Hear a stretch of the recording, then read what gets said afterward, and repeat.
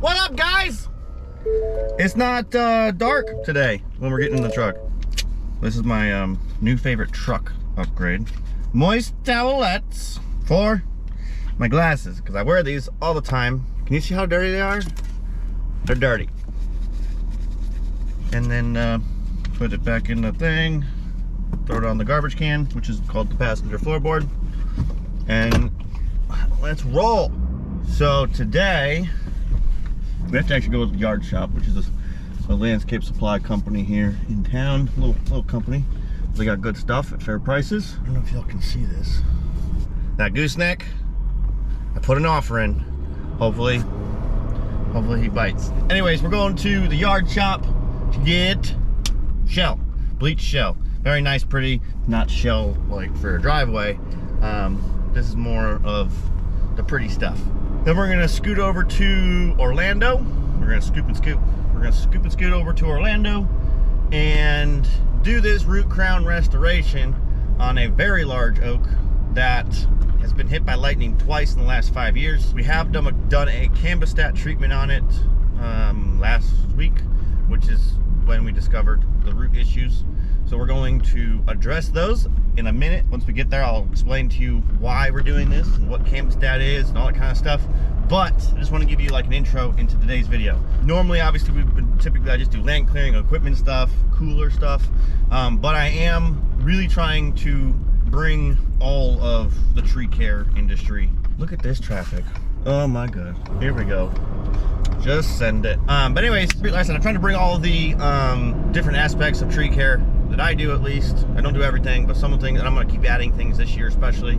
Next week, hopefully, I'm gonna get to the tree or wood eating fungus course in Gainesville for the Florida chapter ISA. That sounds interesting. I'm gonna bring all this different things to you. This is one aspect of tree care that most people don't do because there's not a large profit margin on it, and it's boring kind of, but not every tree needs to be cut down. Oh, and we're going to Okeechobee to go pick up a hood for the other grapple truck. Now, it wouldn't be a YouTube video if we didn't beat up on a ram. Bye. Or rein in our inner bitch. We got that white gummy bear. So busy. We're here at the yard shop. Look at that. Volvo, baby blue. She got some gnarly tires in the back.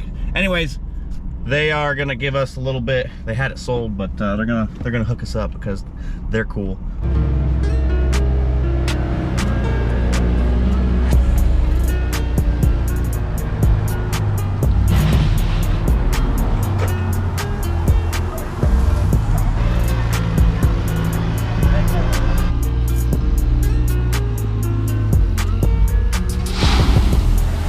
Oh yeah. Thanks, bud. Look at all the little seashells.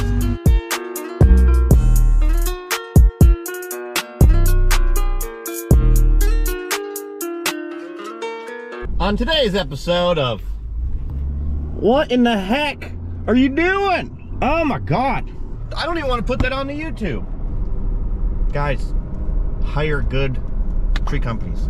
Whatever that cost to do that, it would have been the exact same cost to take the rest of the tree down. Guaranteed. The shorter, this is a little, that got me mad. The lower the tree gets to the ground, the cheaper it is. The expensive stuff in tree work is the stuff that's super high, super dangerous, super time involved as far as like rigging and bringing it to the ground safely, right? A stump cut is the cheapest cut on a tree job. People act like, oh, it's heavy, you need a big saw. Yes, equipment helps get that job done faster, but doesn't change the price. A stump cut is still a stump cut. That, it's like half an hour of work, have that tree down in a trailer, in a pile for a grapple truck, whatever. You ain't chipping that. There's no point in chipping that.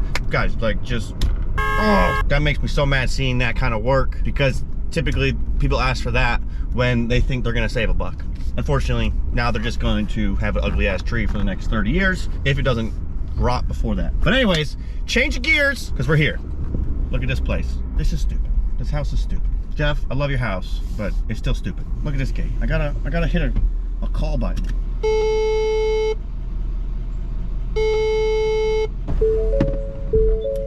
We'll disconnect.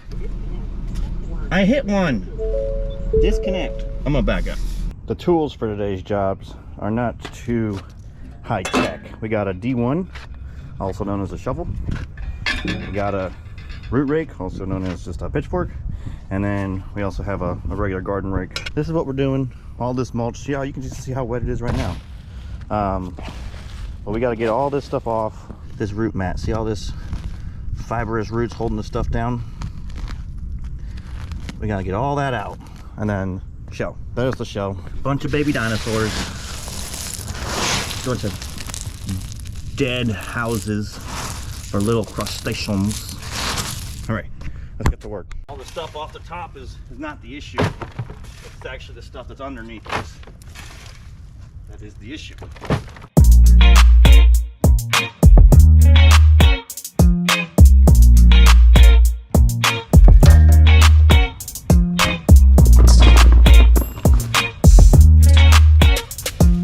We scraped away the top layer of mulch. As you can see, these little fibrous roots are literally growing up. That's not bueno. No bueno. So we're gonna take this mat off as much as possible. You can see the mulch in there. Now, I should be cutting these roots with some hand pruners, but that's just not an option. Let's get this half of the tree done at least, and then we'll check back in.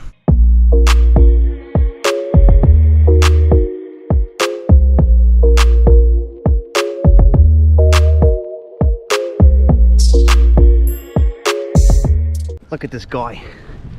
I don't even know what it is. We're just gonna call it a pea grasshopper. So one of you guys probably knows what this thing is. He don't like being touched. He's a little antisocial for sure. He got little boots on. See the little boots? This was called a fibrous root mat. Basically because it's held together by fibrous roots. The issue with these is that these hold moisture at the surface, like we talked about, and it encourages root growth to go vertically up. It's not good for the tree. One of those reasons is because as these roots, these main roots get bigger, they will literally start winding around other roots and start choking out the tree, and the tree will shut down the area that's not producing, because that's what it does. And then you have a lot more issues, much more evident in the canopy and on the inside of the tree. It also just stresses the tree out from moisture stress. It's just really bad. So we want to get rid of everything like this as much as possible. Area on the left, obviously we just removed all the mulch from. Some of those root fibers are going to stay because I'm not going to beat the tree up too bad, but they will die once the moisture content drops to a point where the tree is not gaining anything from having those roots active. We'll put the shell on now and show you what it should look like versus what it currently looks like.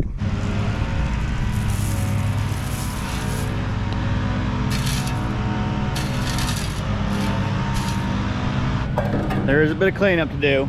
We took about a yard of mulch. I would have liked to take more, but the tree just didn't want to give it to me, and I don't really want to beat it up too bad. I did push back. Obviously you can see where the roots were overgrown. The mulch actually was so thick it was overgrown onto it was spilling over onto the pavers, and then the mulch was up to here. You can see that mulch line right there. So obviously scraped it back, reduced it a lot, you know, probably about 3 inches around the whole thing. Obviously the pavers are not ideal. You can actually see the pavers are lifting right here from that root going down right here. I'm surprised the golf course or the tennis court isn't showing any cracks yet. Cleaning up is important, but not too entertaining on YouTube. Stay tuned. We got to run to Okeechobee now, and oops, almost scratched my pretty things, whatever these are called. Gotta run to Okeechobee real quick. Not real quick, it's 3 hours from here. And pick up a hood for Southern Turf's Freightliner grapple truck. Just got a new engine put in to either put it in service or sell it. So I got about 6.5 hours of driving ahead of me today. I don't know, I guess I'll watch YouTube. This is this tree now. We'll try to check back in like a year or so, see what she's doing. As you can see, the canopy is extremely thin, even compared to ugly oak over there or prettier oaks in here. I'll explain Cambistat. We did last week we did do a Cambistat treatment on this tree, but we'll talk about that in the truck right now. My brain's not working right now. I didn't eat breakfast. I forgot to eat breakfast. I don't normally not eat breakfast. I forgot, and then by the time I remembered, I was already too close to the job site to not go to the job site. I wanted to talk about Cambistat and kind of explain it to you why we use it, because typical tree, not science, but culture in Florida, especially, and I only talk about Florida, okay? It might be different in other states, but in Florida, it is the way it is, and I'll be honest about it, because most people try and talk it fancy or whatever and make it more complicated than it needs to be. Tree care culture in Florida is very simple. There are two types of companies. There's trimming companies and removal companies, 90% of the time, okay? Either people swing at removals all day long, we call them production companies. They just like to cut trees down because they think there's more money in it. Then there's trimming companies who just don't want to pay for the insurance and the liability.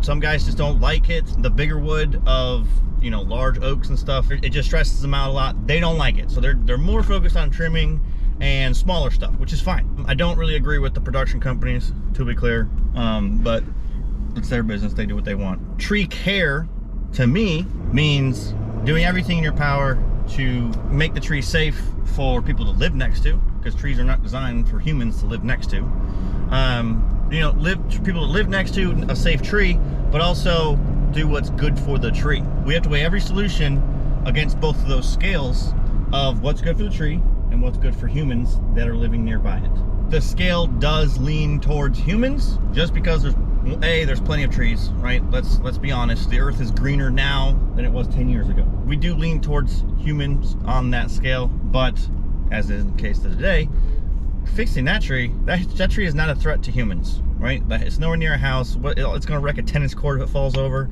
or a driveway. All right, now we can focus solely on what's good for the tree.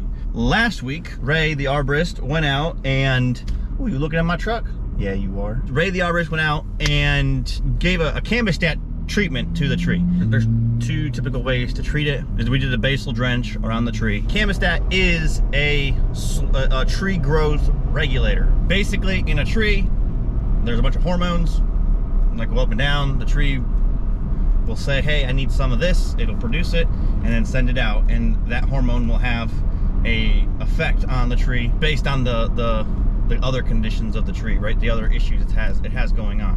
When we apply Cambistat, what it does is it actually shuts down a very specific hormone in the tree for 3 years. Each dose will last for 3 years. Typically, Cambistat is the last thing we do on a tree care tree care project. Typically, we do like to prune it first, get rid of excess growth on the tree, downward crossing branches, stuff like that. Any dead wood, just give the tree a little bit of a haircut. We just typically do a trim beforehand, just to make sure that, you know, first and foremost, that we're not wasting Cambistat on portions of tree that we don't actually want, that are bad for the tree from a biomechanics standpoint. Every year in spring, typically, and then in summer, you can see it too if you look close enough. You'll actually see a bunch of bright green leaves growing on the edge of the tree, right on the outside of the tree, and then you'll see a bunch of dark green leaves on the inside. The bright green leaves are the new growth, which is called shoot elongation. So the end of a branch shoots out, right? It's called a shoot, and it gets longer, elongation. That is a direct result of that specific hormone being sent out in the tree for growth, for the tree to grow, race to sunshine is what we call it in Florida. With Cambistat, you won't see that. You'll see the leaves will be darker, they'll be thicker, which produces more energy. The tree is more efficient at producing energy. That's what you see in the canopy. You won't see that new growth for 3 years. You'll see a little bit. It's very minimum, but nothing like you normally see, especially in Florida where stuff can grow. Some things can grow a foot in a year. The important thing about Cambistat, though, and why I'm a big fan of it, is because it is forward thinking in that it establishes, or the Cambistat encourages a fibrous root growth. I understand what you're about to say. You're like, but wait, Jeremiah, you just said fibrous roots are bad. They are when they're growing vertically up. We want them to grow out, we want them to grow down. They hold onto the ground pretty good. They hold soil in place to protect against erosion, but it also sucks up the water. That's where nutrients come from for the tree. That's what the tree feeds on. It's important to have fibrous roots. Cambistat, it encourages fibrous root growth, which will have a positive impact moving forward should the client not retreat with Cambistat 3 years after the initial treatment. They can stop after 3 years and the tree's gonna turn back on, it's gonna grow like crazy like it normally would. At that point, it will actually be more stable, it will be much more efficient and healthier. You might be a thinker like me and be like, okay, so if the tree is saving energy by not growing that shoot elongation like it would normally do, what is it doing? It grows the fibrous roots. It has actually more energy because it is more efficient. There's more chlorophyll, more photosynthesis happening in the leaves. So it'll actually produce defense chemicals to protect against disease and attacks. It will compartmentalize better. There's a lot of benefits to it. Sidewalks. Urban trees, such as in parking lots, along sidewalks, in the median, trees like that love Cambistat because this helps them handle the stresses of pavers, of a sidewalk, of a road, parking lot, whatever the stressor is that's reducing the soil availability or the oxygen availability or the water availability of that tree. Cambistat helps that tree be prosperous in that negative environment. Now, it does have to be applied by a licensed arborist. There's a special license you can do if you're not an arborist, but it's not the cheapest thing in the world, but it's a lot cheaper than trimming a tree, and it has a lot more benefits than just trimming a tree alone. I'm gonna go get some lunch because it's actually lunchtime now. It's 11:30, and hop back in the truck, head to Okeechobee, grab this hood, drive back.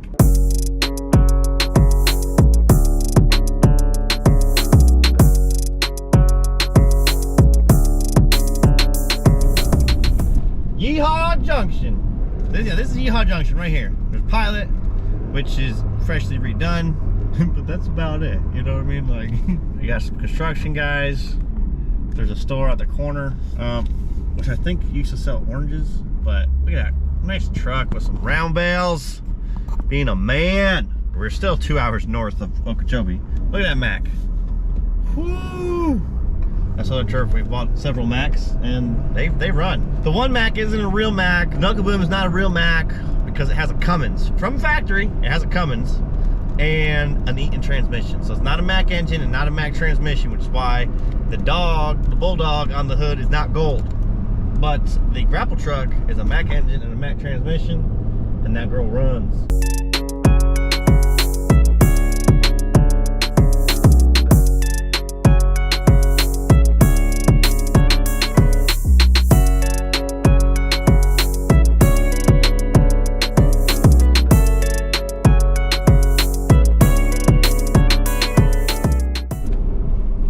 Made it, folks.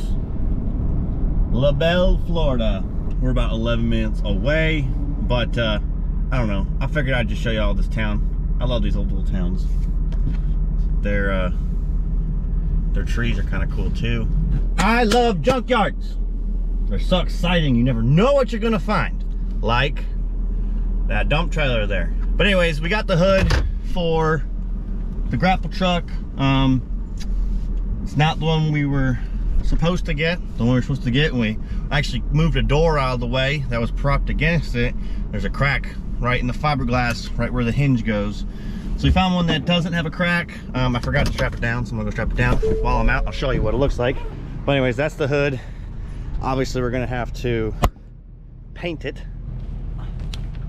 Cool thing about this hood, compared to the other one, is that has all the accessories on it. The hood clips, the wheel wells, even the springs, as well as headlights, hinges, headlight wiring harness. There's a bunch of cool stuff here, and we didn't even go in the back. I'm once again hungry. It is 2:30. I got 3.5 hours driving home, and then tomorrow I'll just bring this to the shop. The truck should be there. They drove with no hood. So it'll probably look funny driving down the road, but they got it there and new engine's on. Oh, semi is passing somebody. Get it, orange truck. I'm heading home. I'll see y'all later on the next one. Subscribe, like, do whatever you want.